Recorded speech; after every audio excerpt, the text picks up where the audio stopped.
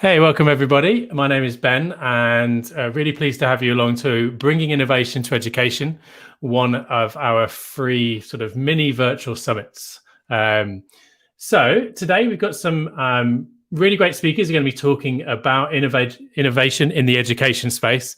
I almost made up a new word there, kind of Peter Andre style. So we've got to be careful. So we really love to sort of get your own take on that. So if you are watching and you've got access to add to the comments, we'd love to hear your thoughts on innovation in education. And obviously, as the speakers share their own presentations today, we'd really like you to contribute. And actually, I know in particular, Dale's got a rather interactive activity. So looking forward to everyone getting involved. So it's a delight to have everyone in today. As I said, I mentioned Dale. We've got Dale and Sandra and Woody joining us today to talk about their experience in their schools. And from Woody's point of view, Woody is in the esports area, and he's been working with ASA on events in that kind of in that space with schools and universities. So we'll also be talking about that area of innovation as well. Just before I introduce you to our guests today, I just want to take you through a few sort of points of order just to make sure everyone's happy. So my name is Ben. I've been working with Apps Events sort of full-time for the last 3 or 4 years.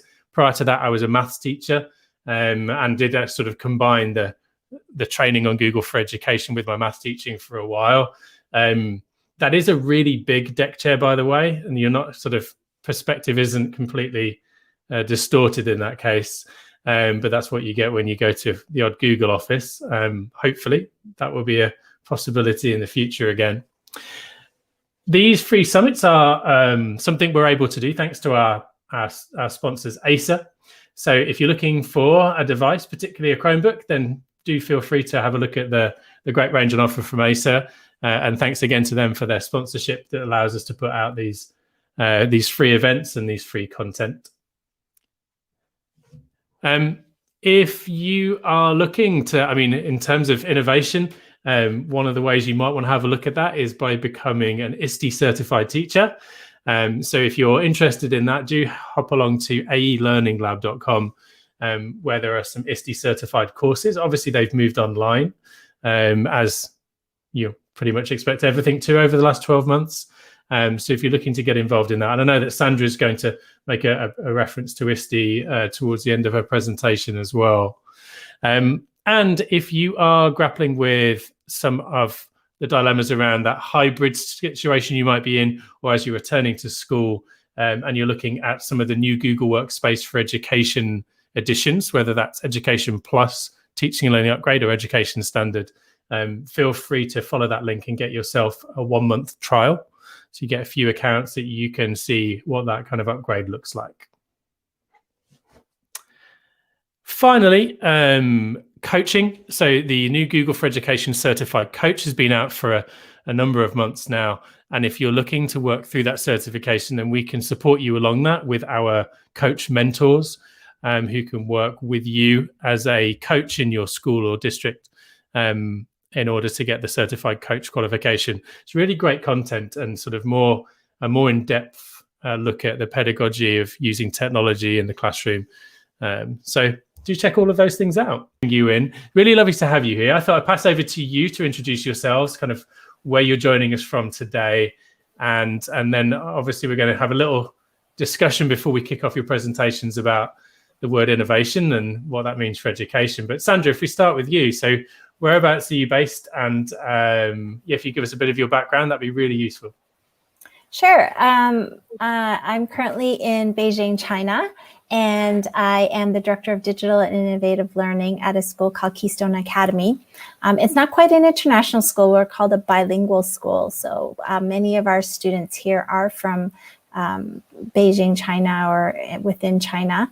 But we have a more international flavor in our curriculum. And so we are an IB school. I'm originally from Canada. I've taught in Toronto District School Board for pretty much 16 years. So was in public education for quite a while. I also did some work at a public broadcast company similar to PBS or BBC. It's called TVO, and did some work in our in our province, developing a math game, actually, Ben, and did some digital tool development and game development, as well as being the educational consultant for the broadcast company. And right now I'm doing a lot of work in the school. It's been really exciting times through COVID to develop systems and to bring our teachers and students up to speed to make sure that they're able to continue learning through the pandemic. Mm-hmm. It's been an incredibly busy time for educators like yourself who are supporting teachers with that as everyone's grappled for it. And a really sort of varied background and CV that I'm sure will kind of add to the discussion about innovation, particularly kind of some of the, I think, experiencing different sectors definitely kind of gives you a wider vision on what you can bring into the education space as well. Mm-hmm. Cool. Thank you so much, Sandra. I'll be looking forward to hearing your piece a bit later. So Dale, would you like to introduce yourself as well? Hi, everyone. My name is Dale Plotzki. I'm currently the Learning and Innovation Coordinator at the International School of Busan in South Korea. ISB is a small little Ivy World school. It's a great little community. And this is my first year, so I got to move in the middle of the pandemic.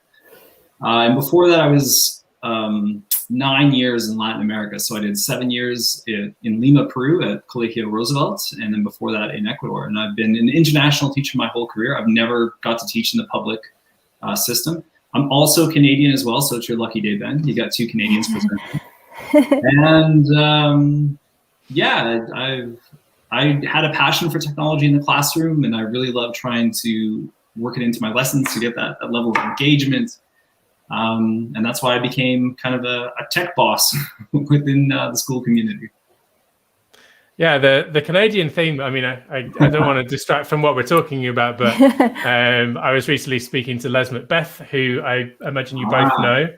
Another Canadian with an innovation kind of hat and lots of ability there as well. So there's maybe there's something that we need to investigate a little bit further about these Canadians that spread across the world sharing innovation.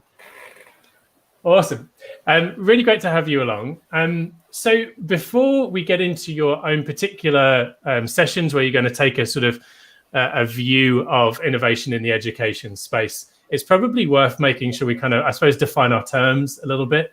Innovation is a very easy word to use, and lots of organizations do aspire to be innovative and claim that they are, but what that looks like in practice can obviously sort of be very different. So I suppose the first question really is what is innovative education? You both have it in your role title, but day to day, what does that ideally look and feel like when you go around the school? And if this time I'll start with you, Dale, what is innovative education for you? Yeah, so I actually, I have a slide in the presentation coming up about this, but I'd like to define it as solving problems that matter. So I try and drill down to kind of that base layer definition of what innovation is. And for me, it's the idea that education is authentic. So kids are doing and making and creating things that have real world value and value to them. And that it's bringing out those skills like critical thinking, problem solving, which are, I'm sure Sandra will probably talk about this later on as well, that are the most important skills that we can be endowing in our kids. So that authenticity piece and that problem solving piece are kind of the 2 keys to the kingdom, in my opinion. Yeah, I imagine that throughout the session today, we might end up, talking about toolkits of innovation, whether that's kind of design thinking or being agile and all these things. But I think we can get a bit tied up in sort of toolkits for innovation. Solving problems that matter is a great, I often refer to myself as solving problems for people. And I think that if we can always come back to that, I think that's a really nice way to talk about why innovation isn't quite so complicated and scary. It's just doing something that matters. Sandra, do you want to add your own flavor to that answer as well? Yeah, we actually explored it quite a bit at our school. My original title was Director of Ed Tech, and I found it just to be very limiting and confusing all in one, because we also had a Director of Technology who was in charge of a lot of our infrastructure. But because I saw my role very much in the curricular and learning piece of things, we ended up changing my title. And so we did explore the word innovation for quite a while amongst our colleagues, and the word new always came into play. And so adding to that new, I would say new ideas and new perspectives is very important in innovation. And because I am in a multicultural kind of setting, or more, I guess, even bicultural kind of setting here in China, I feel that being able to bring those perspectives into play and coming up with new ideas through those new perspectives is very important, where being able to take the ideas of other people and blending them together to make something more fresh and unexpected is something that I think is really important part of innovation. Yeah, and I'll need to kind of fact check myself in a few moments, but there's a number of reports, and some recently, around more diverse organizations are more successful, ultimately more profitable, and that seems to come from that ability to kind of have lots of different perspectives on the problems that you're approaching. So it feels to me that there's a similarity there, in that more diverse setting that you're in kind of provides the right ingredients for sort of new ideas and innovation as well. Mm-hmm. Awesome. If anyone has any of their own versions of innovative education, or wants to sort of echo any of the points that Dale and Sandra have made, please feel free to add those to the comments. Second question, just to add to that, now that we've kind of sort of tried to explain what innovation is why is it important for schools? Do schools need to innovate at all? And Sandra, I'll come back to you to give your response to this one first. Why do we bother with innovation anyway? Yeah, and I think it's important to keep our eyes on the horizon and what's coming up ahead, because ultimately it's important that we're preparing our students for their future. And a lot of times their future involves things that we haven't ever seen before. There's a common phrase, and I can't remember who said it, where the newest technology now is going to be the oldest technology in the future for our students. And so being able to keep a pulse of what's coming up and to be able to be fresh, so that our students have the skill sets and the mindset to be able to be nimble and to be flexible and to be able to be prepared for what might be ahead is very important. I think the pitfall is following fads, and I think that's not what innovation is about. I think coming back to what Dale said, and it has to matter. What we do needs to be sustainable and have longevity. So when we're thinking about learning and skills that can move on forward, I think innovation in a way is a skill set that we want to pass on to our students, that they know how to be fresh. They know how to take ideas and move them forward, or they know how to design, they know how to create, they know how to collaborate with each other so that these perspectives can blend together. And so I think for us, innovation is important because it helps perpetuate and bring forward and I guess the human race. Yeah, I mean, going into sort of what matters, I think schools have maybe more so over the last 12 months been through a challenge to their relevance. where we'd kind of had that model of being in school. So there's probably a challenge for schools to innovate, to make sure that they matter to the students going into a very changing world. Dale, anything you want to add before we move into your own sort of? I would just build off all the good points that Sandra made, and kind of agree with you more that, you know, it's obviously right for our kids to prepare them for the world that they're entering in, and to equip them with the skills that they need to engage them in their learning. Because I think we as teachers we can very clearly see when our kids are engaged and you know, really partaking in their learning versus when they're not. But to build on your point too, Ben, like, I do not think traditional schools are above being seriously disrupted as well.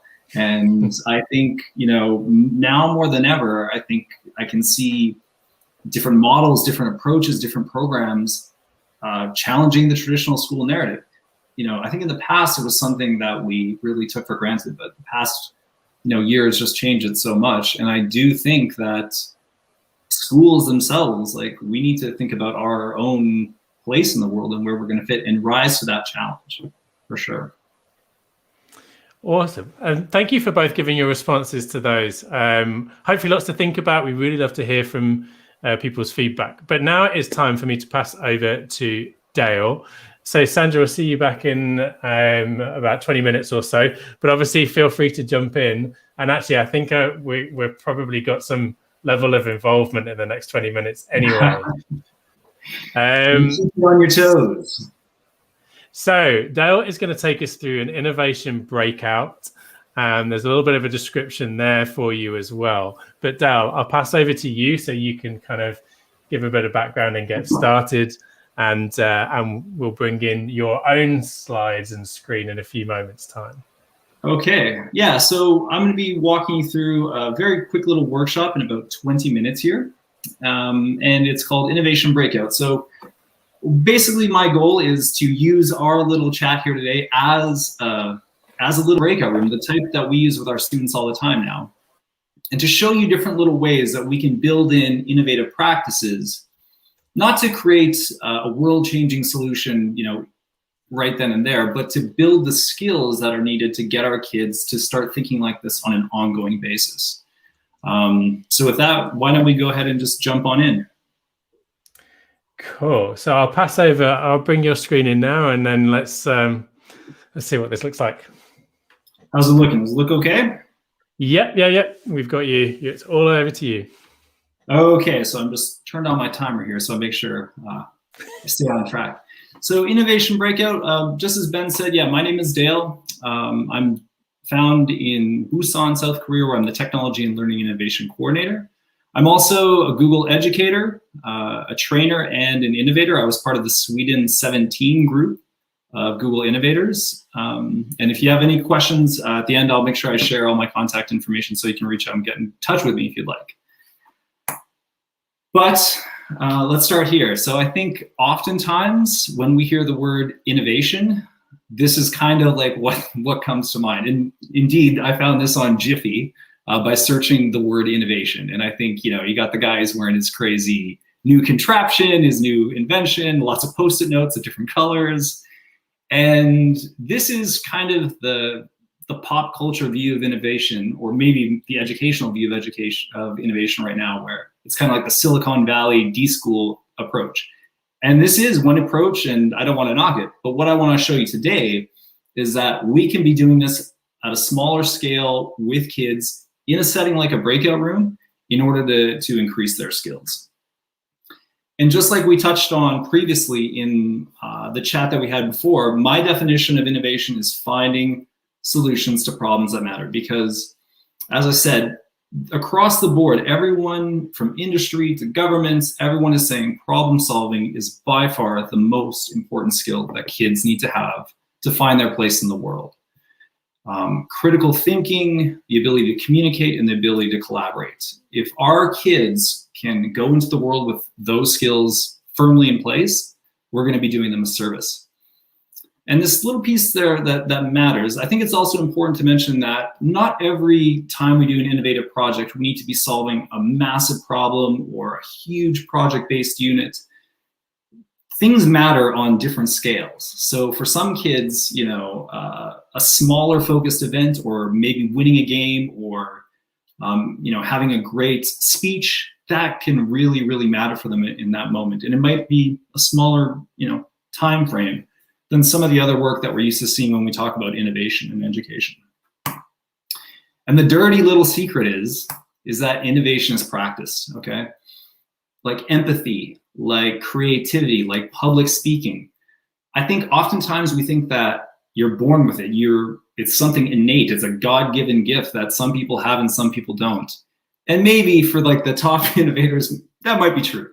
But this is something that we can totally practice. This is something that we can make sure every kid is building their skills in and increasing their abilities to think and act in innovative and new ways.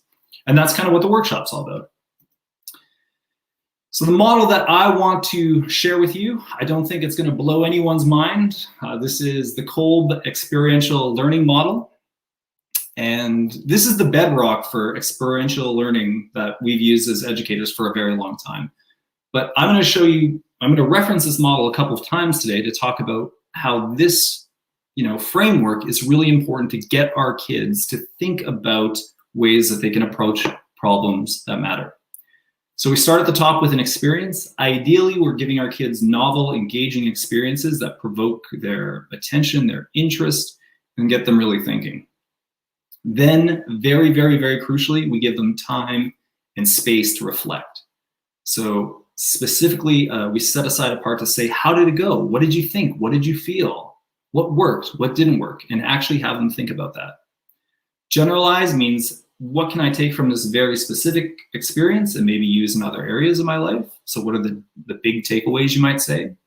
And finally, most importantly, is we try and get the kids to actually apply what they've learned in the experience moving forward ahead. So when they have their next one, their actions are changed, their behaviors are changed. So this is the model that we're going to be talking about today. This is the model that I think can get us to more innovative skill sets in all of our kids. And breakout rooms are an excellent space to be practicing this type of thing. You know, it's been a hard year. It's been a very challenging year. But I keep seeing all of these little articles and comments trickle out in different educational blogs and newsletters that saying, you know what, for my kid, this type of space really works. And I'm not saying it works for every kid, but breakout rooms have a lot of attributes that make it really special. So it's small groups where you can form a connection. You can really think and chew on an idea. You're not feeling pressured to produce right away. The teacher can pop in and pop out, so you don't feel like you're constantly being watched by the teacher. So you can get differentiation and support when you need it, but also have that time with your peers. And it's just a lower stake environment for kids to collaborate on. So breakout rooms are really, really cool. And we're going to be experimenting with our little breakout room. A couple more things here before we get into our actual activity. There's a couple more things that I'd like you to consider, the secret sauce of actually getting an innovative activity to really stick with kids. And the first is complexity. Complexity is what makes things interesting. Sometimes as teachers, we get a little afraid of complexity. We want to have a nice smooth class, but really complexity is what makes something interesting. And the world is complex. Kids need to be exposed to it.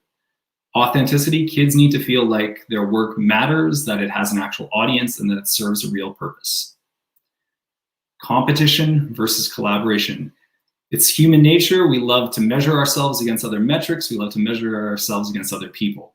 And balancing between these two is going to be very, very engaging for the kids. We're doing a typing challenge right now at our school, and you wouldn't think that typing is something that's very interesting or engaging, but throw in analytics and a little bit of competition, and my God, it's blown up. And finally, different frameworks. So we talked about this also in the chat before, but there's a few different tools that we can use that I'll just very briefly mention. I actually did a workshop on this a while ago before the pandemic on frameworks for innovation. And if you go down to that bit.ly down there, I'm sure we'll drop it into the chat for you as well, so you have access to it. But it covers different frameworks for innovation like computational thinking, ideation, quick prototyping, and what we're going to be doing here today, games. So with all of that said, we are going to be playing a little bit of game. Ben and Sandra, are you ready? Are you feeling like you're ready for this? Oh yeah. Yeah. Okay. Yeah. So hypothetically, let's imagine that you are 12-year-old kids. You're in your breakout room and you've just been placed together. I'm going to be presenting you a game, and I'm going to see how you can work together to get a high score, basically. So I'm not going to explain the game to you. So you have to work together to figure out the game, and then you have to work together to get the highest score possible. So let's see how we do. This is going to be the game that we're going to be playing. Have you ever played this one before? Mastermind. Oh, I played that a long time ago. Yeah. Oh, okay. It's your lucky day, Ben. You're saved. Okay. So here we go.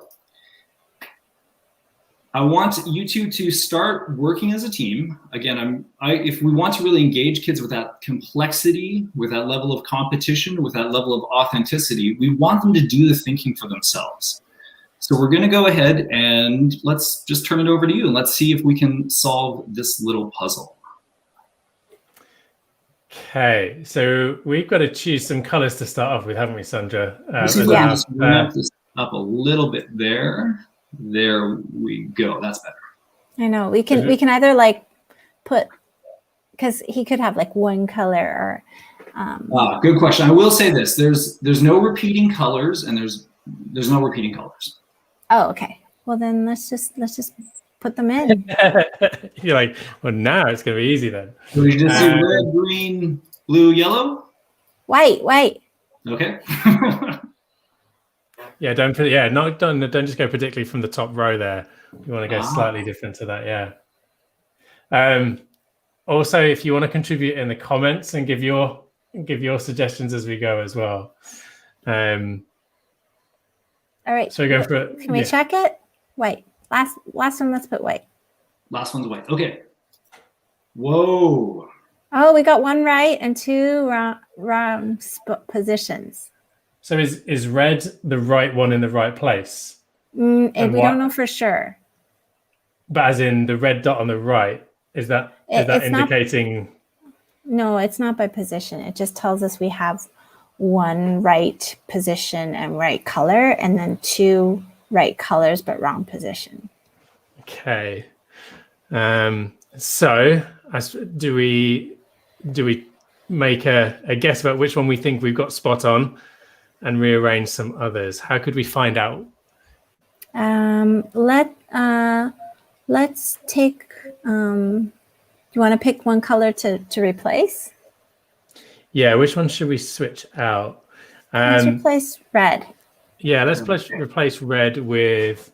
Should we go with? Is that gold below it? Sure, that sounds good. Yeah. Cool. And then let's switch purple and green. Mm-hmm. Okay, so we'll leave purple here and green here. And keep white. Oh, sorry, green didn't want to take. Okay, I'll see if I can't. There we go, and green there. It changed there. That's what you want, right? Oh no. Okay, hold on. There we go. Boom. Check. Ooh. Oh. Just removing the cats. Oh, okay. So we lost one. So one option is that the red was correct. Sorry, I'm dealing with a cat at the same time. So one option is red. Like red would be correct. We want to put that one back in. Oh, but then do we switch green and purple back? Decisions. You have to do it on the spot, right? Like adding the element of time is also a huge pressure too. So try and take black. Ferdinand says we should use black. So let's swap out gold with black. Boom. And then let's put red. Mm-hmm. Yeah. There. And let's put purple next. And then green. What do you think? I'm on board with that. Ooh. Okay. So purple is definitely right. Should we move purple in the next go to see if we can confirm that, or sure, we stick let's with do purple from now on?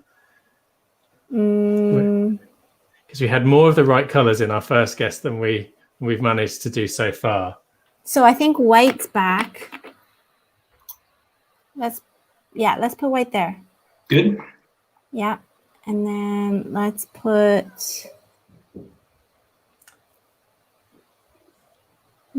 try purple still there. Where it is? Yeah. And then let's try, what do you want? Do you want to keep? I wonder how many people are shouting at their screens now. I think green looks like it's getting, maybe green looks like it's in a good spot.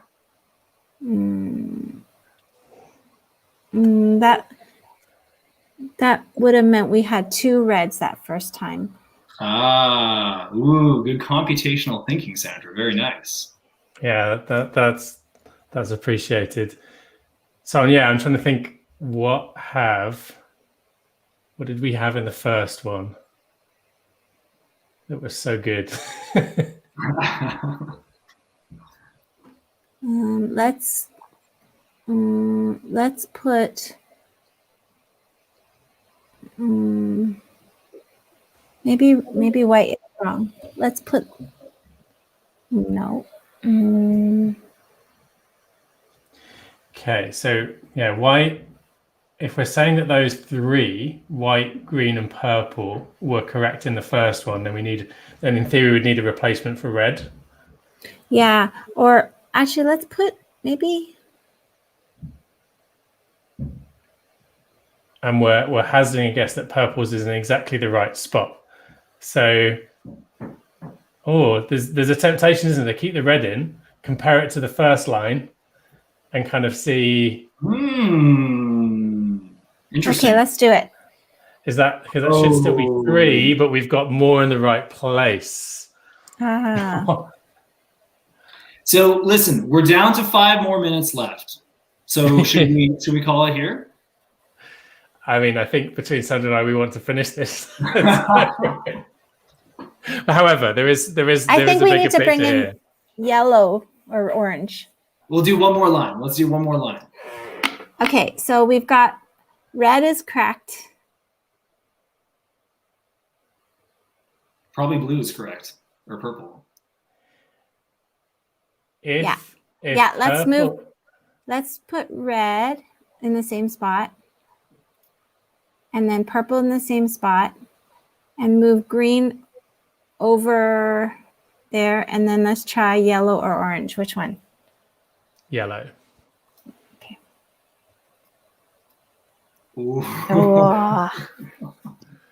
Okay. We gotta end it there because we gotta finish wrapping up the activity. So very, very, very good work, and that was really hard. So you definitely did. I want to go back to this model that we talked about. So you just had an experience, kind of a stressful one. I definitely put you on the spot, and you had to work as a team to understand how this game works. And Ben, maybe you hadn't played this in years. Sandra, you did awesome. This was probably maybe your first time. Now we want to move to the other steps of reflect and generalize and maybe apply. So I would ask some questions to my students just like this, like for Ben and Sandra. How well did you work as a team? I think we're okay. I feel we're probably there's a tendency to be like polite to each other, isn't there? And kind of like maybe we don't know each other well enough to go. Wait, no, I think because Sandra made a really good observation about kind of which ones we thought we should switch. I think we worked fairly well though. Mm-hmm. I wait to be disproved. Great observation. Yeah, great reflection. Sandra, why don't you answer the next one? What roles were assumed and how were the roles decided? I think we took turns with certain roles. Like I might have said a few colors like in terms of suggesting first, but then I think that comes back to the politeness. We don't know each other very well. So I think taking the lead or following the lead. Yeah. And that's kind of human nature. Like that's kind of how we'd expect on the first one. And then like very importantly, what is a takeaway that you could apply moving forward? I think both of you in your reflections have really started to hone in on this idea that maybe maybe we're, the niceties, or maybe like we could have figured out roles a little bit better. I would have wanted to write things down. There you go. There you go. There you go. Yeah, I think I suppose defining if there's a time element to it, then I feel like our strategy would be very different to if there wasn't. Because if there's no time element in our heads, we can very much, like, after each row, discuss like the almost chess style, can't we? Into, okay, so we're making an assumption that white's right, and we're going to move some others at this point. Whereas obviously with the speed element, it would be kind of the strategy of like, keep one, change three, keep one, change another three, and then analyze it. Yeah. And I mean, the way the game works is if you were to do it, answer the puzzle in shorter amount of tries, that's more beneficial. So, you're really incentivized to guess as few time as possible. But I think the work that you two have done today is exactly the type of experience that we want to expose our kids to in order to build up these skill sets a little bit more. So novel experience, having to figure things out on their own, a little bit of competition mixed in with collaboration, and then a meaningful reflection. And then the challenge for us as educators would be, okay, how do we start getting kids to work this into their actions into the future?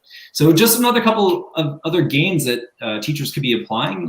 One here is called GeoGuessr. I love this game. Sandra, have you ever played this one? Mm-hmm.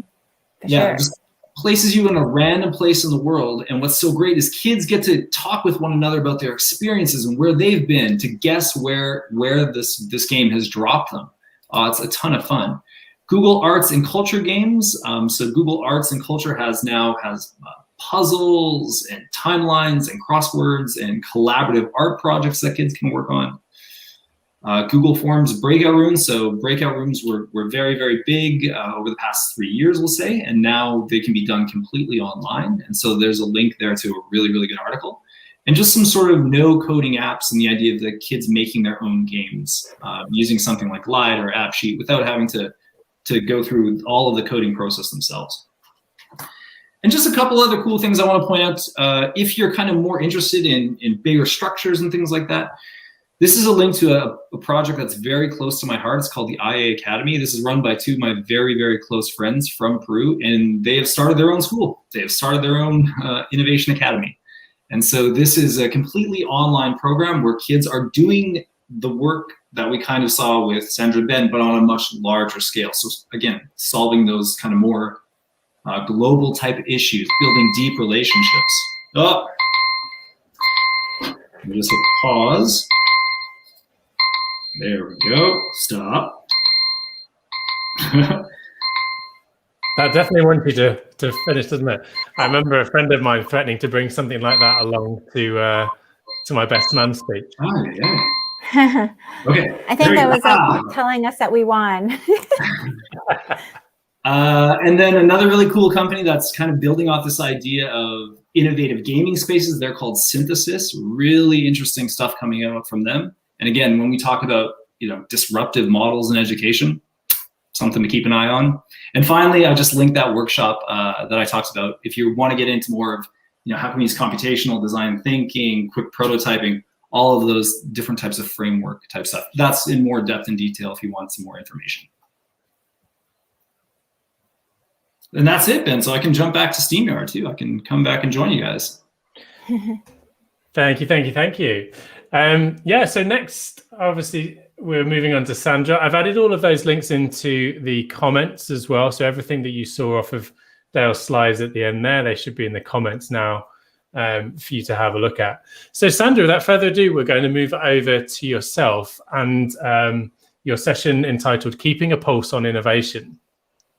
Thanks. So I'll pass over to you and let you get started. Thank you. Thanks. So Dale shared a little bit of some practical activities that you can do. My sharing will be a little bit more of some tools and resources that you might want to look at in order to just keep a pulse on what's going on in the world, especially in education. I found when actually I went into the role with the public broadcast company that it was really important for me to keep an idea of what was going on globally in education. And there was a few resources that I found especially useful. So this is kind of an innovation toolkit in education of just some places that you want to look at, sort of like a Coles note of things that places you might want to look at every now and then to make sure that you know what's going on around the world in terms of education globally. So the first one I wanted to share is one called the Horizon Report. And this is a really neat report. It actually has been going on for about a decade now, and EDUCAUSE is now the main partner that creates this. But it used to be created by NMC in conjunction with another group. Actually, I can't remember what the other group was called at that time. But now they've been bought out, and it's called EDUCAUSE. And basically, they, for years, have been creating this report called the Horizon Report that tells you what's the latest trends in education, what are things that are coming up on the horizon that you should be aware of. And as an educator, especially in the education, ed tech sector, or in those innovation roles, what are some things that you might want to make sure that your school might have and that you know about? I'm going to talk a little bit about the latest report, and then I'm going to compare it to 2 years back, because I found that it was really interesting when I looked at the latest Horizon Report, which came out in early 2021 on teaching and learning. And since they've been switched over to EDUCAUSE, there has been a larger higher ed focus. There used to be a K-12 higher ed and a library version, but now they've just kind of called it teaching and learning. And there is a little bit of higher ed focus, but I think that's still relevant to the K-12 sector if that's what you're in. And if you're in higher ed, well, then you're in luck. But in the report, it's pretty interesting. These are some of the key findings that they had highlighted, especially in 2021. And so you can, they have taken into account COVID. And in the areas of social, technological, economic, environmental, and political, these are some of the trends that they have noticed. And these are a group of educators around the world that have put in 100 different types of key trends, and then they highlighted the ones that they thought were the most important right now during this time frame.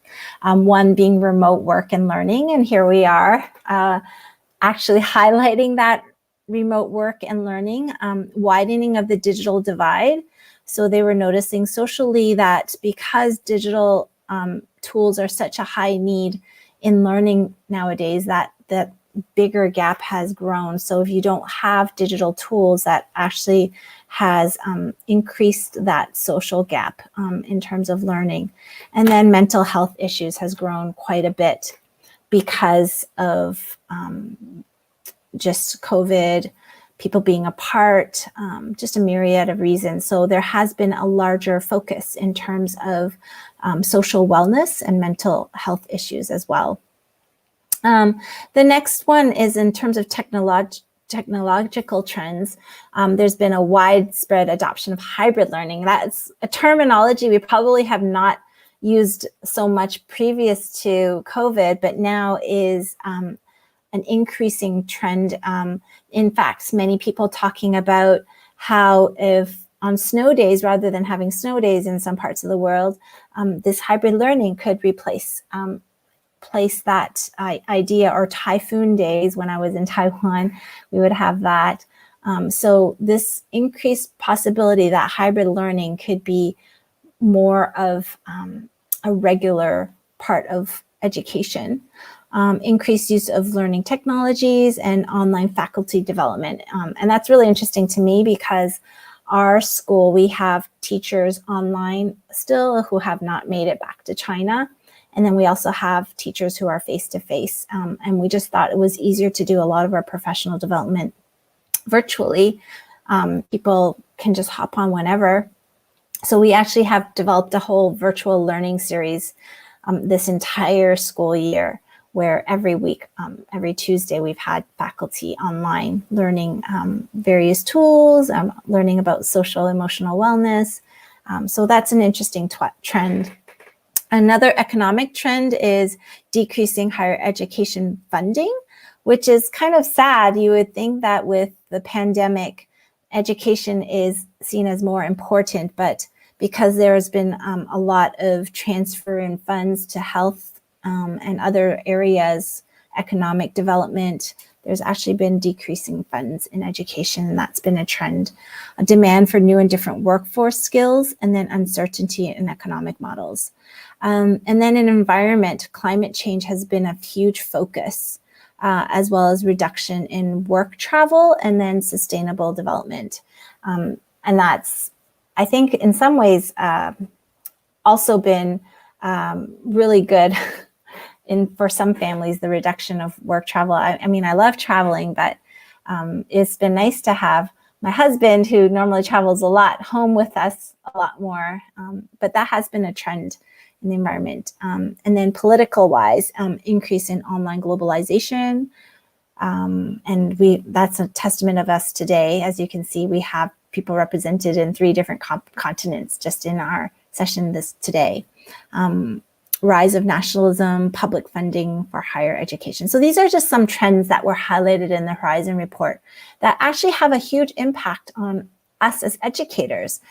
So if you're thinking about what are we going to teach our children, our students, the idea of sustainable development goals, those are huge trends that are in par with what's happening worldwide.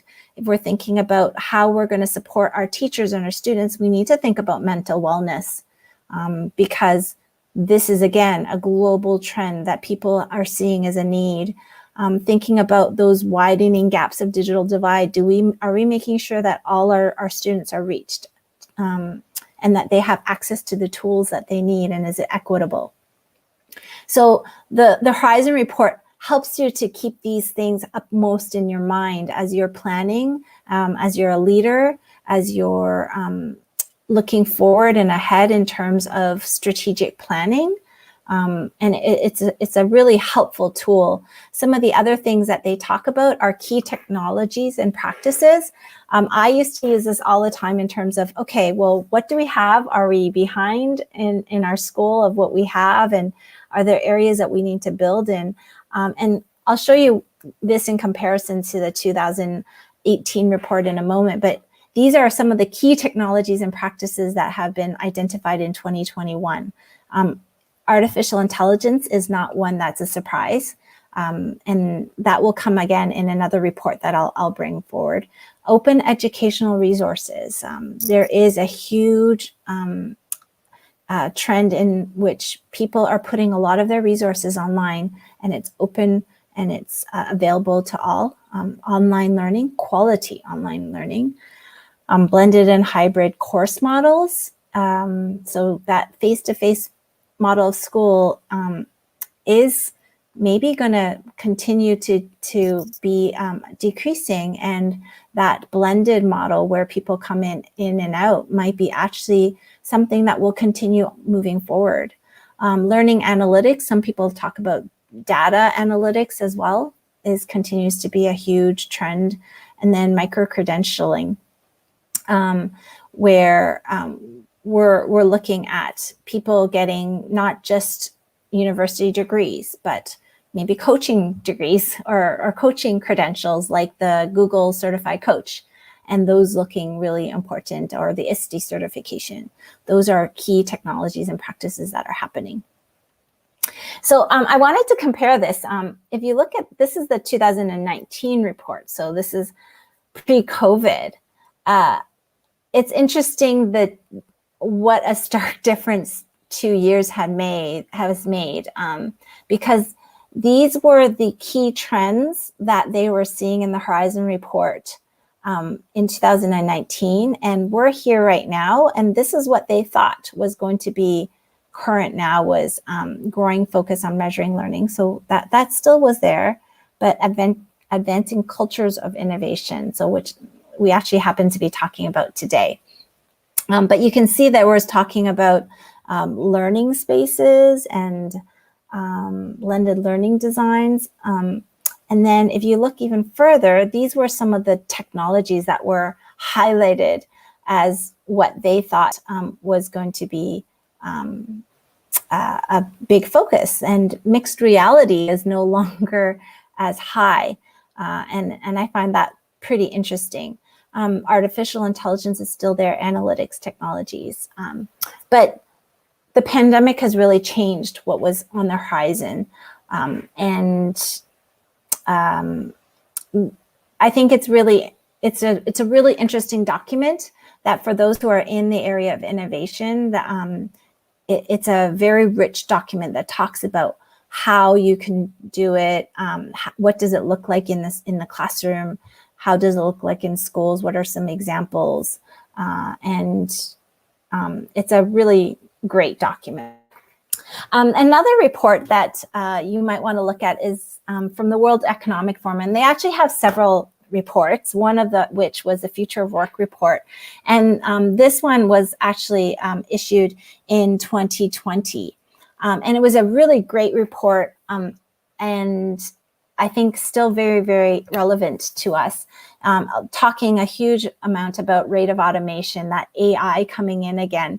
And this has a huge impact on us as educators because we're preparing our students for this. If we're talking about 2025, the graduates from the ninth graders now, when they graduate, this is them going into university. And then if there are grade 12s now, 2025 would be pretty much what they would be hitting in terms of the workforce. So these are documents that are really helpful as we counsel our students, as we think about the programming we have at our schools. We need to make sure that we have programming that helps prepare them for things like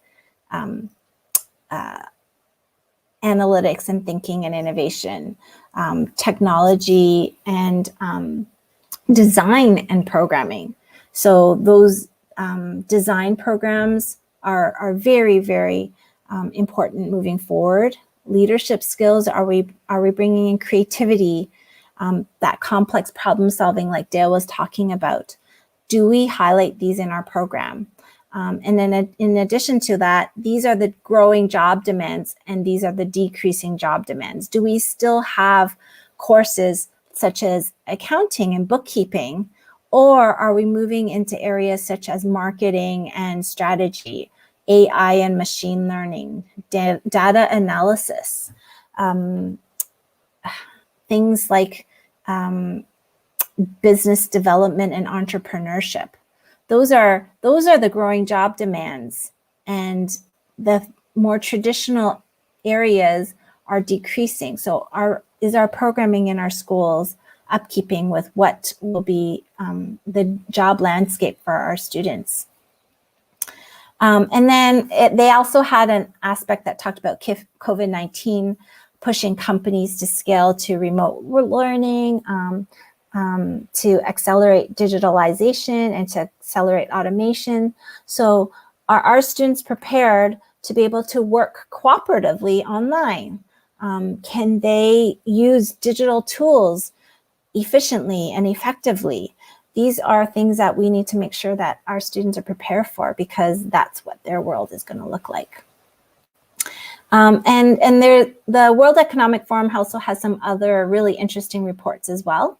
But another organization to also keep a pulse on is the OECD. They're the same people who do the PISA testing, but they've also been producing many interesting reports. One called The State of School Education. This one came 1 year into the COVID pandemic. This is super interesting, I think, to compare your countries around the world. What has happened? So I know there's been a lot of discussion about the students missing a year of school, or have they been affected? But if you look at it, actually, there is quite a lot of countries in the same boat. So if all the schools have had similar closures, then maybe we won't be as affected in the same way. And then instead, what skill set have they built in being in these school closures? So those are kind of interesting details. This one actually was talking about the PISA scores in comparison to school closure. And it's interesting to see that those who are affected, so you can see that it said the size of the bubble represents the number of COVID-19 cases per million. So it seems as if even though there were larger cases of COVID here, they were still in the middle of the PISA scoring. And then there were those who had less impact, did score higher. So we do see that COVID has had an impact in terms of some scoring, but I would say still minimal. And then there are some other interesting observations, and Andreas Fleischer is actually at the OECD, and he created an education at a glance, and these were just some points that he highlighted, and you can find this on the website as well, where it talks about what are some of the long shadows of school closure. Students and teachers ICT schools were critical to maintain continuity of school. So these are some things that we need to make sure that in professional development, we need to continue to maintain. This is also interesting. Professions with vocational qualifications have formed the backbone of the economic and social life during the lockdown. So putting emphasis on those jobs where there are vocational hands-on work-based programs like nursing and engineering, or some of the technologies is really important, where the students get access to these hands-on experiences, because they became the backbone of what was happening when we went into the pandemic.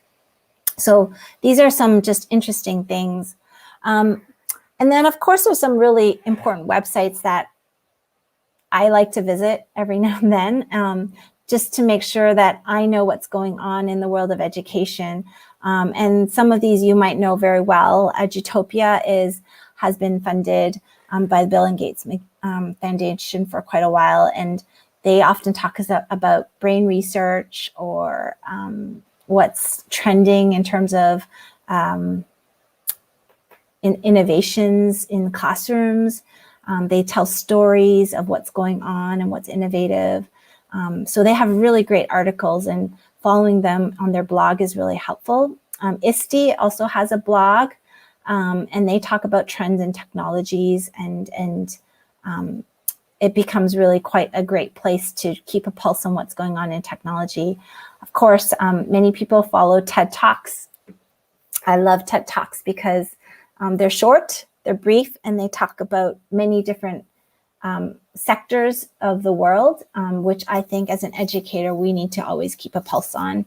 And then there's just some other EdSurge, ASCD, these are just and Harvard Graduate School of Education. They have a website called Usable Knowledge.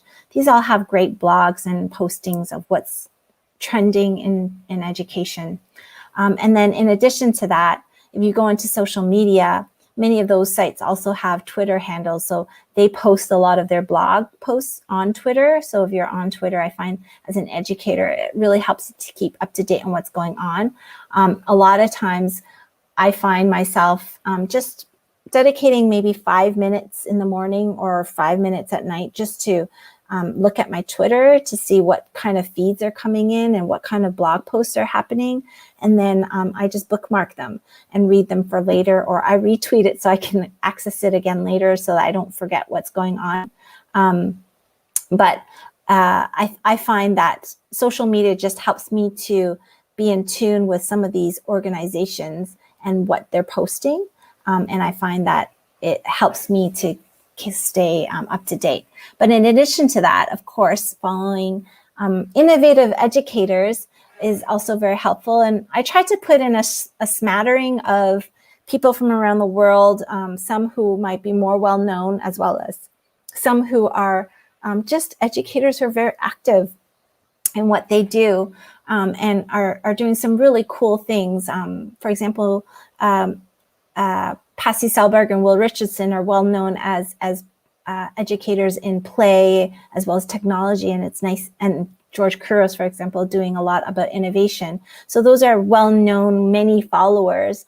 But then you've got these really cool educators like Naomi Tolan, who's been doing work on empathy and doing a lot of neat video casts with educators around the world.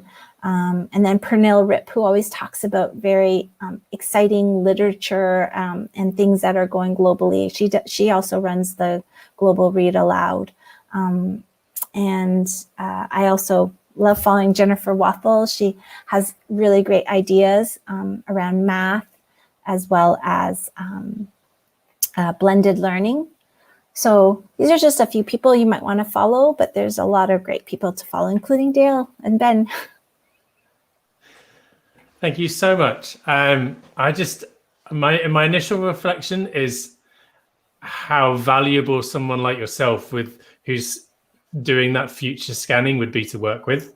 I think it would be really valuable to have a colleague who is able to kind of drop in those insights. So I think a huge thank you to sharing some of your kind of go-to places. And I also think it's really nice that we've been able to kind of look at Dale's kind of get started now in your classroom, as well as then comparing that with, well, what are the trends that are on the horizon that I think the job market, those kind of jobs that are going to be more in demand and less in demand, is really interesting, because we know that they change pretty quickly and can be accelerated by global factors like COVID. And is our curriculum changing at that rate? And I worry that, you know, if you think of it like that, if you think of it as a curriculum that has to change, you'd never keep up. And I think some of the ideas that you've shared around actually solving problems that matter, sort of that innovation process, sort of making sure that schools are relevant for the world that exists and is going to exist, is kind of that purpose of innovating. So I've learned a lot from both the sessions, and I'm sure everyone else has as well. I've put all of the links that both of you have shared into the comments, so people will be able to pick those up from there. And I encourage everyone to sort of reach out if they haven't had a chance to. Sandra, you've got your Twitter handle there. Dale, I can add yours to the comments if you want to just sort of ping it over in the private chat, and I can add that in there as well for anyone that wants to follow you both and sort of join you on that innovation in schools journey. So huge thank you to both of you. Really appreciate your time and effort. And obviously sort of in both South Korea and China, it's a lot later than it is for me. So I really appreciate giving up a bit of your later evening. I'm trying to do my time zones in my head.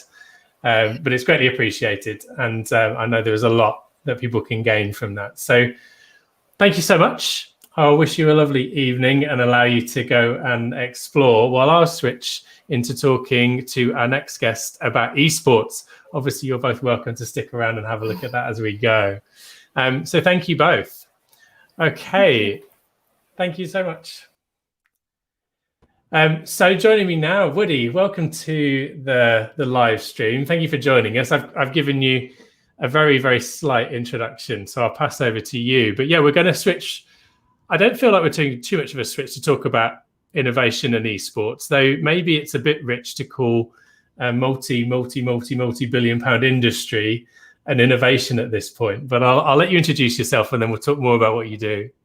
Thanks, Ben. Okay, so I'm Craig Wood. I go by Woody in the industry, and I'm part of Huddle, which is a solutions agency for esports. So we provide a lot of critical services to many different factions in the industry. So that could be anything from a pro team all the way through to a large brand who I'm here to represent, which is Acer, who are obviously doing a massive amount of work in education and in esports, especially at the grassroots level. And that's where both of us came together in a partnership.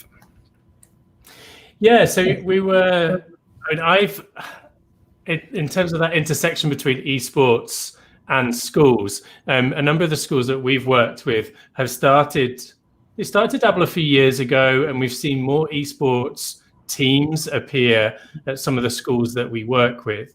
So it's probably worth us starting by sort of maybe talking about, you've got lots of experience in setting up these tournaments, working with esports teams.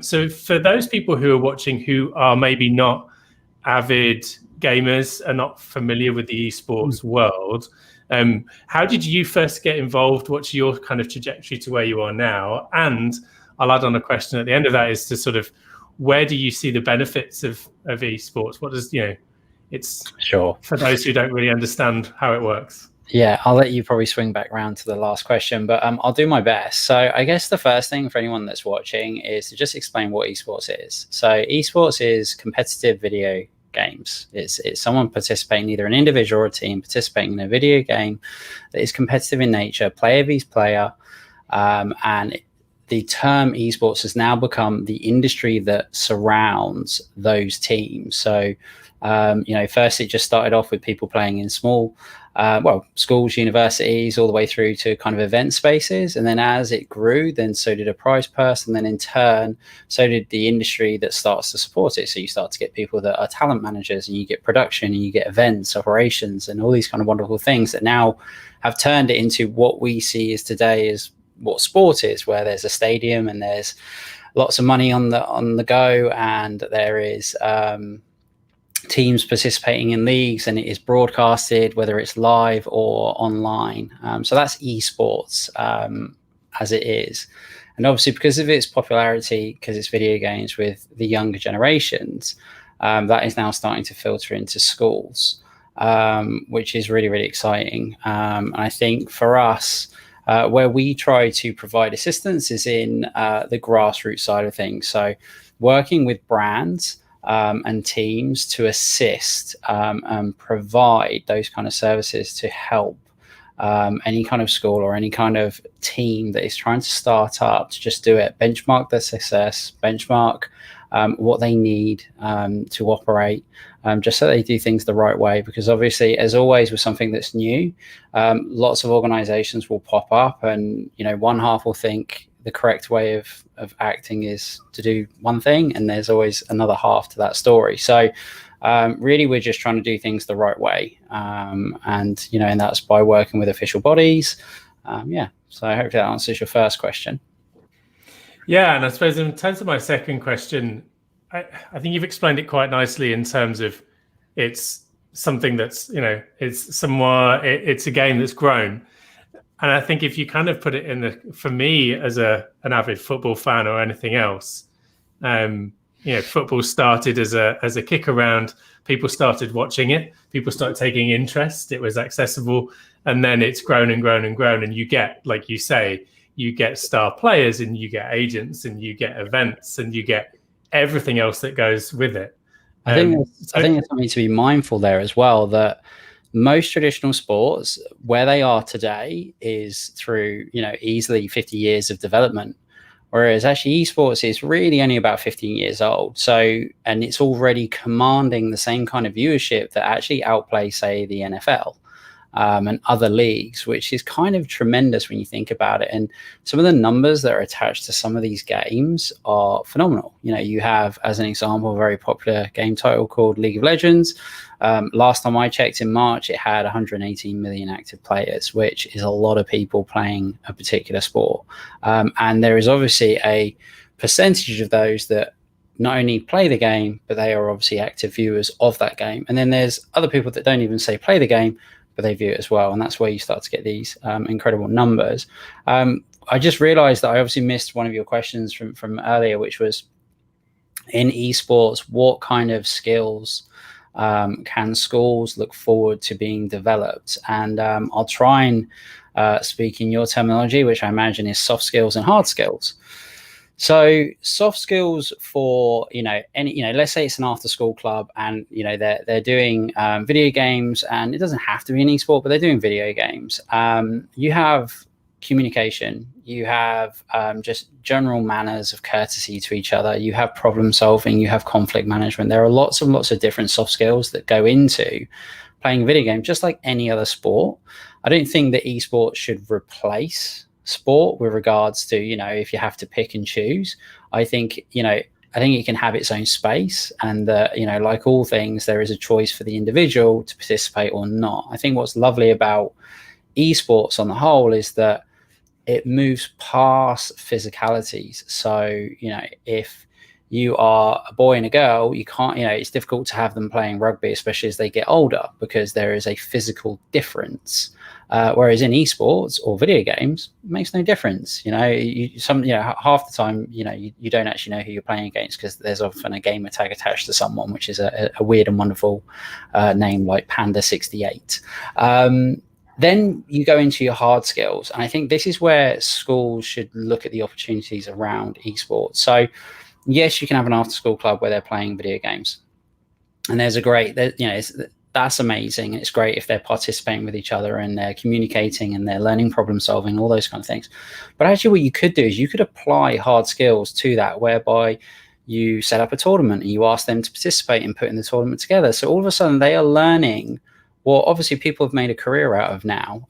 It could be that they are, you know, required to set up a team and they have to brand the team. So they need a logo and they need to call it something. And then that then becomes, you know, a discussion about, well, what do you want to call yourselves? And they might say, we're going to call ourselves the Red Cherries. And then it's like, well, what's your branding going to be? And they're going to say blue. And it's like, okay, is that really the right idea? You kind of called the Red Cherries. Do you not think you want to go red? So these hard skills can be applied to esports. I think in the correct environment, it just really just takes, you know, participation, guidance.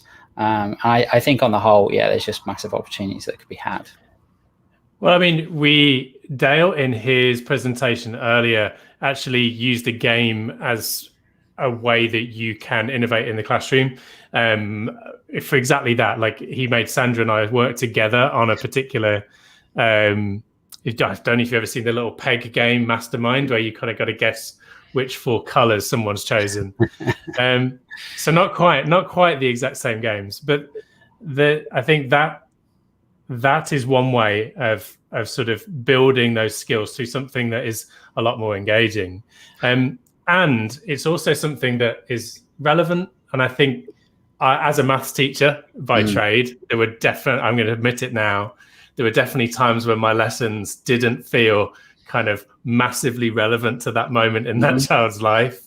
It's like, you're saying surds, sir, but why? When's this going to come in? Well, when you square root numbers that don't have a whole number square root. with you know, any school children, of course, there are sometimes, you know, fundamentals that they learn that they may not see as being vital to everyday life, and that's understandable. But I think there is definitely an importance in, you know, education on the whole. And I think, you know, esports again can be used as a driver for that, because 9 times out of 10 is now becoming the same situation that was 10 years ago, which was, what would you want to be? And it was, I want to be a professional footballer. Now you have children saying, I want to be a TikTok star or an influencer, or I want to be an esports pro.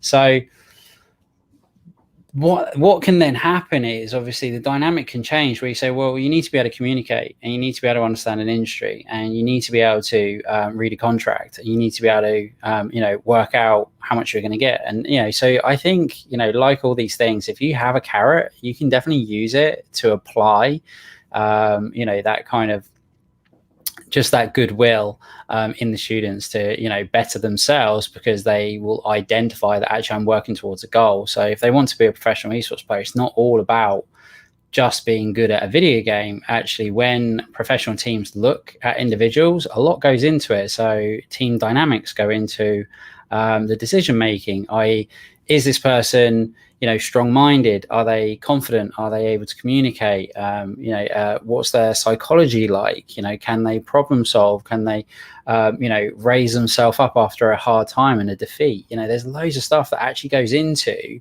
should we pick this individual either to just represent us as an individual, or if we're going to have to put them with a team, just like you would with a professional footballer, trying to put them into a team. There's a lot, you know, it's team dynamics that becomes it, you know, and as you've always seen, sometimes players don't end up staying with the team because, you know, they cause a bit of anarchy, and in the end, what's right for the whole sometimes means the individual needs to leave. So and it's the same thing with esports. So I think there's a great opportunity for individuals to see that actually if they want to prosper in the industry, they do need an education. They need a good one. And then likewise, if there's someone that just has a massive interest in, playing at a good level, but they know they're never going to make it to be professional. And let's be honest, generally only 1.5% of the population are actually professional. That's the cutoff. It's quite extreme when you think about 118 million people playing, and only really 1.5% of them are playing at that high level.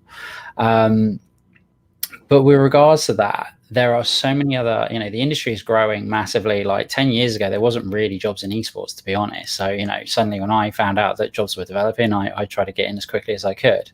But that means that someone could have a love for esports and they could end up being a production manager. They could be operations tournament specialist. They could be a talent manager. So there's still, for anyone that loves it, there's still opportunity to develop an education, and from the education to obviously prosper in the industry. So if I am a school or a university that's sort of pondering this, and I want to get started, I can see the benefits for the students, but maybe not quite sure where to go and want to do it right. What are the kind of steps that yourself and people in your position can do to kind of, what is your advice, I suppose, for those schools? Yeah, so what I'd probably say is, I understand this goes out globally. So I would suggest that maybe they get in contact with ASA for education, because they have programs in place, especially across EMEA, from the school level all the way up to the university level, that can help and help to, just provide those kind of communication packets for schools to be able to understand a little bit more probably about what esports is, what they can do, and what the next steps are. Because I know it's a big world. I know it's kind of one of those things where, well, what do I need? Do I need consoles, or do I need PCs? What kind of hardware do I need? What kind of systems do I need to put in place? And, ASA can really, really help by providing all of that to people. Then you have, if it's at a university level, you have within the UK, you have two amazing organizations, which is the NSE and also Newell. They provide support to university societies, and that's generally where a lot of people that move into university start to get their first kind of run into highly competitive play. So I would definitely, anyone that's at a university level that does not already have an esports society, which I'd be quite surprised that, either engage with your esports society or, reach out to those organizations. But definitely at the forefront of it is what ASA are doing, which we've been working with them recently, developing their European programs, and they're utilizing their Planet 9 platform to help to create tournaments that are open for schools, and to help develop the skill sets that we obviously went over. So from soft skills to hard skills. As you can see, a lot of people can see, obviously scrolling through Planet 9 now.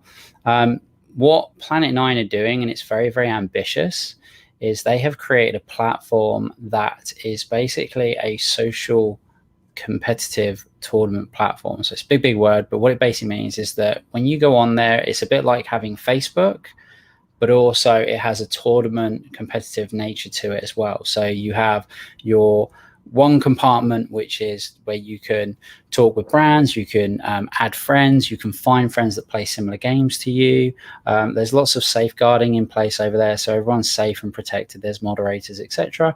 Then you have the other side of it, which is, as you're seeing there, which is battle, and that's basically where people can identify tournaments. They can create tournaments of their own and participate in them, and some of them are actually even paid. So and that's always the really interesting thing about esports, in that you can literally command an income through how good you are, and that's why you do hear these kind of crazy stories about 15-year-olds that earn sort of $30,000 a month in prize winning. So sadly I'm not one of them, and but I we hear exist. And then we hear about that a lot from my son. My son's always telling me about these people. Exactly. And then the platform actually allows also a coaching function, which is the newest thing that they've developed. So what that is where, as your son probably identifies, either whether it's Fortnite or another popular title, he wants to get better at it, and so that is the opportunity that Planet 9 give, where you're coming onto a platform that has almost a 360 solution to your esports enthusiasts, all the way up to like kind of pro level, where I jump onto the site and I can communicate with like-minded people. I can find people to play the games that I want to play. I can even find better people that I can join with, and they can help, as we say, carry me across. Then you have the social media side where you can interact with brands.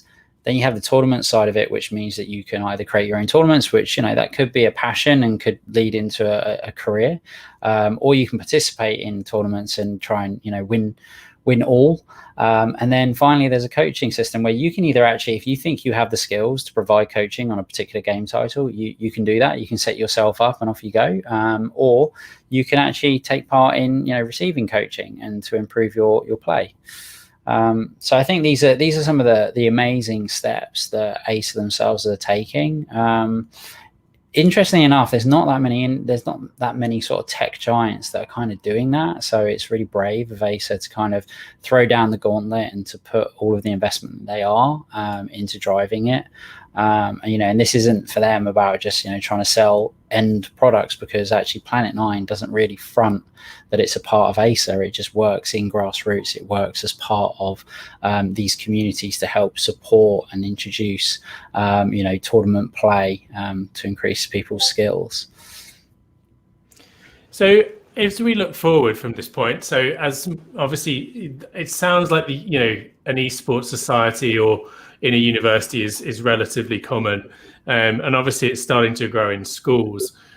For schools setting up their esports teams and starting to sort of engage with platforms like Planet 9, what's the potential evolution of that team? What could they? Because we've had Lego Mindstorm teams at schools that I've worked at who've ended up sort of traveling the world, sort of with their projects there. Like where could it go? Well, this is what's so exciting. So when I said that we were helping Acer to develop some of the, you know, European endeavors, it's actually to kind of create these multi-country tournaments. So effectively having an open bracket system where any school can go in, and then as it filters down to say the top 8 teams, those could be, you know, one could be in Denmark, one could be in Finland, one could be in England, and so on. And then, you know, the wonders of esports is that it's not like traditional sport where you need to be in front of each other to play. So with, you know, obviously what's going on with COVID, it gives them the opportunity to actually just do it all online, just like we are now. So these teams can play each other, they can participate, broadcast and production can be wrapped around it. So actually people can see it happening. And that can be pushed out to multiple social media sites. But then on the whole, if you know, once, you know, let's say we get into 2022 and all the restrictions have gone and, you know, and everything's back to normal, there's an awesome opportunity to, you know, identify schools that, you know, want to play other schools. So it could be that there's a network already in place that local schools know, say a couple of schools in Europe that they do various activities with. And then suddenly it's like, well, actually, let's add our esports team to this.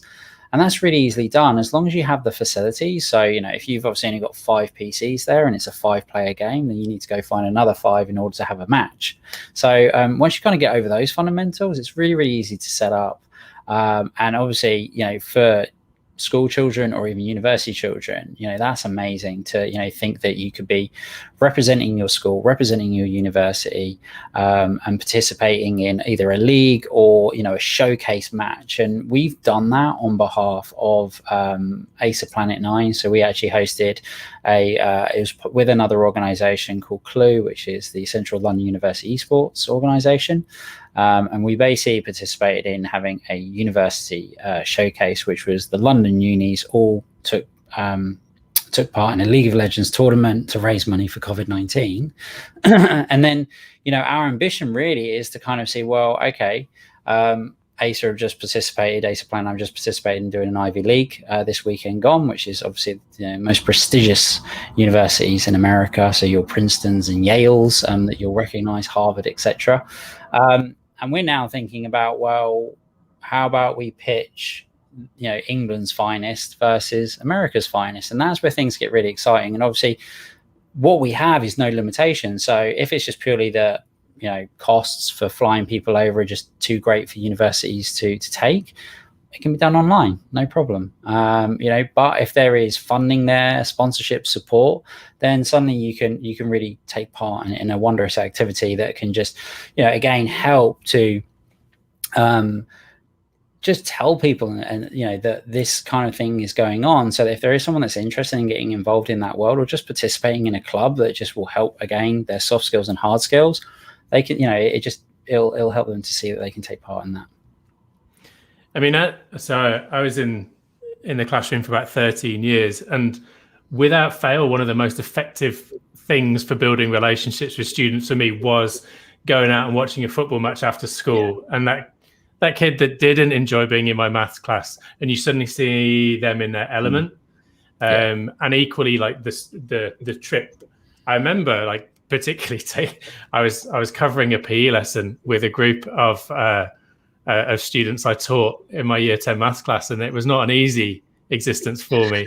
And I was really worried about it, but they organized themselves so well. They were just like a well-oiled machine in that scenario. And it just gave me an insight into what they were capable of, and a new appreciation for the skills I didn't know they had from our maths lessons. And I think this is, for me, where I can see it really being beneficial, is those kids that are in their element, with not just the playing, but that whole organizational piece, and actually being able to kind of build relationships across the school that can be really valuable for the whole thing. So there's lots there to explore. And we've put I've put a few links in the chat as we've been talking, obviously to Planet 9. And then there's also a link out to ASA for Education's LinkedIn post, where you can engage a bit more. So those are kind of a couple of places for people to start. Is there any other directions we should be pointing people to find out a little bit more about everything that we've just spoken about before we wrap up on today's live stream? I think ASA for Education is a really good start there, and they'll obviously probably put you in contact with us if it's a large program, and we'll help to manage that. So by all means, I'd use those links. They're your first port of call, and to go from there. Interesting, just to bridge onto your point with regards to the children in schools that sometimes, they have difficulties, or they don't kind of shine as bright, maybe as some other students that just find, math or English a lot easier. I always think it's interesting that the stereotype of video gamers is very different to what most people think. A lot of people think they are the kind of nerds, they're the super nerds, they're the people that are highly intelligent, very introvert. But actually, there's a big difference. And, if you spend enough time around expos and esport events, you realize that a lot of gamers are just you and me. They are extrovert. They like all kind of different types of activities. They're different shapes and sizes. They're different creeds, different diversities. They're not just boys; they're girls as well. But what really is amazing to see is when you do put that kind of rally point down of saying, "Here's a club" or "Here's an esports thing going on." Who comes to that and actually showcases what they can do? And my company actually works a lot with universities. We help to kind of help people to build their craft, basically. And I'm always gobsmacked by, I think someone is just kind of like, can do a certain kind of vertical of stuff, maybe it's statistics or maybe it's marketing, and all of a sudden they have a whole boatload of other skill sets that I've never even known, like, oh, of course I can produce an esports event, or of course I can do league operations. So I think that probably be highly rewarding for a lot of teachers to see that suddenly, of course I can put a team together. Of course I can, view people's gameplay and coach them, or identify star players. So I think it's just, this provides a massive opportunity for any schools wanting to give their students an opportunity to develop soft skills and hard skills. And obviously the first port of call is going to be ASA Education to help them with that. I mean, it would be, in a way, strange to think of it of the size of the industry that we're talking about, and schools will obviously talk about many other industries that they might aim for, but it would seem foolhardy to ignore one that's the numbers are staggering, as you've already mentioned, in terms of whether you talk revenue, people who are involved in it, game players, etc. The esport, the video game and esport together. Video games obviously commands more money, but it basically commands more money than what digital music and video commands, so like DVD sales and stuff like that. That's how big it is. It's absolutely humongous. I think probably the best test for any teacher watching right now to do is when you're in your classroom next, ask for a show of hands of how many children have a console. And I guarantee you it's going to be over 80% of that room that everyone puts their hand up and says, I have a Nintendo, or I have a PlayStation, or I have an Xbox, or I own a PC. Now, that there is your first step into, well, would you like to participate in something together, be it a video game or an actual esport, where there's online play. And again, it just, it's now a fundamental, Wi-Fi is a fifth utility, consoles are very closely behind that. And it's really just using these kind of activities to improve not only the life of school children and their participation in different things, but I think also, again, teaching them soft skills, hard skills that can help them in their careers in the future. And actually, we should probably just wrap up on that one there are obviously a lot of, you don't have to have a Call of Duty related club at school. There are many, many games that are much more suitable for that scenario that people can engage with. I know you've got something on your I think recently Among Us was one that you and the Huddle team were playing together, is that right? Yes, yeah, we were. Yeah, so there are a lot of games out there, and probably for schools, I know you probably worry that a lot of games have a violent tilt to them because they're obviously often earmarked for adults. But actually, there's something called PEGI, and it's the PEGI rating. What that basically does, it identifies what the age group that game is suited for. So obviously, what you'll want to be going for is 12 below, because depending on how old your students are, if they're in year 7 or if they're older, and you can appropriate that. So as an example, a game like Among Us doesn't have a PEGI rating because it doesn't need it because it's non-violent. You have games like Fortnite, which again have a very low PEGI rating. Sports games tend to only have a PEGI rating of say 7, and the only reason it's 7 is because it takes some skill to actually play the game. So you really can kind of stay away from anything where people are kind of bazookaing each other and blowing each other up to pieces. You can, have them playing racing games that are non-violent, story-driven games. It doesn't have to be something where it's player vs player, beating each other into a pulp. So definitely do look up PEGI rating, even go into your local store and ask them, what kind of games are suitable for this age banding, and they'll showcase them, and then you go from there. Awesome. Yeah, the current flavor in our house is islands on Roblox, which means that my two sons just talk about what seeds they're planting and what they're growing and what they're forging out of various different things that they've got. So it all sounds very healthy to me. It does, and I mean that's the thing, right? Like, sometimes the most successful games are games that have no kind of activity but nurturing something. So Animal Crossing on the Nintendo is famous for that, where you build your own little island and then you kind of fish and plant crops and so on, and that's massively popular. Just as much so as something that has people shooting each other or driving really, really fast. Awesome. Thank you so much for coming on. Really appreciate it. I think although it's obviously sort of your whole world with the work that you do, I think for a lot of educators, it's something that they may not know as much about as maybe they'd like to. So hopefully giving them a few things to explore along the way. And just a reminder to everyone to click on those links if they want to find out a bit more. And obviously, we've also put the link to Huddle if they want to reach out to you directly as well. Cool. Be awesome. Happy to talk. Thank you very much for having us. Really appreciate it. No, pleasure. Thank you so much for your time. Really appreciate it. Take care. Bye. Cheers. Bye. So that wraps up our live stream today. Thank you for everyone that stuck with us through to the end. And if you're watching this on demand, then we really appreciate your time as well. And hopefully from Dale, Sandra and Woody, you've got lots of food for thought around solving problems that matter, future scanning for the way that the world is going in terms of the students that you're preparing for the future. And also, if we talk about the future, I think that huge esports opportunity that you can build into your school as well. So thanks very much. Have a lovely rest of your day wherever you are. And thank you for watching.